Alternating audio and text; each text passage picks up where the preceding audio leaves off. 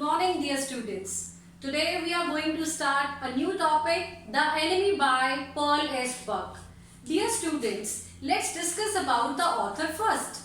Pearl S. Buck earned a Pulitzer Prize in 1932 and she also received the Nobel Prize for Literature in 1938.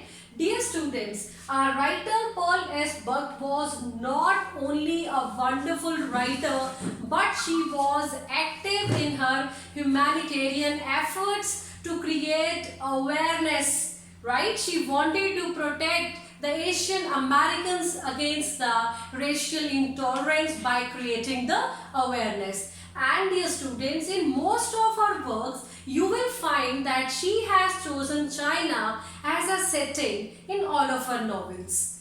Is it clear to you? So this is what we know about our author Pearl S. Buck. Now I would like to discuss setting. So dear students, the background of the story.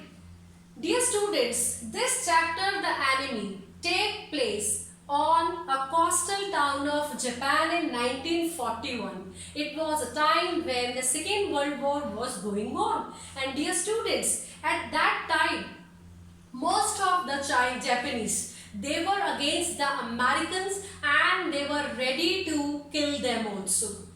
Next, we have the main characters. The very first is Dr. Sadao. Dear students, this story, The Enemy, it revolves around this character, Dr. Sadao. Dr. Sadao was basically a surgeon. And dear students, this man was broken. Actually, this story is the portrait of heart-rending conflict between heart and head. And here Dr. Sadao, an accomplished surgeon, he resolves this conflict. Conflict between head and heart.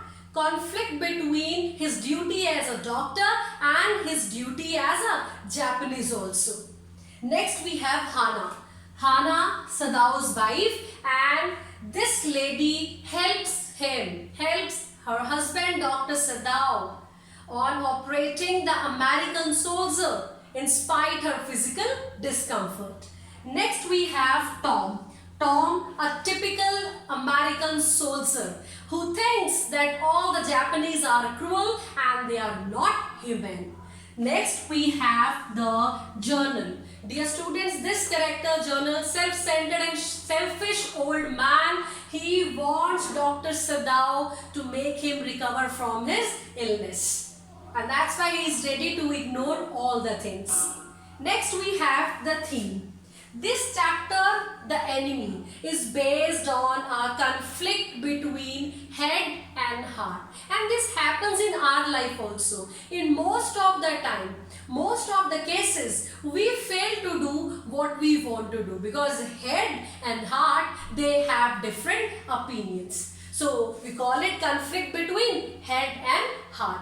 Dear students, this chapter, firstly conflict between head and heart, then it conveys a beautiful message that it's humanism that transcends all man-made barriers and injustice. Next we have the story conveys a beautiful lesson of peace, love, sympathy, being together and humanism. Now I would like to discuss the concept map of the chapter with you. Thank you.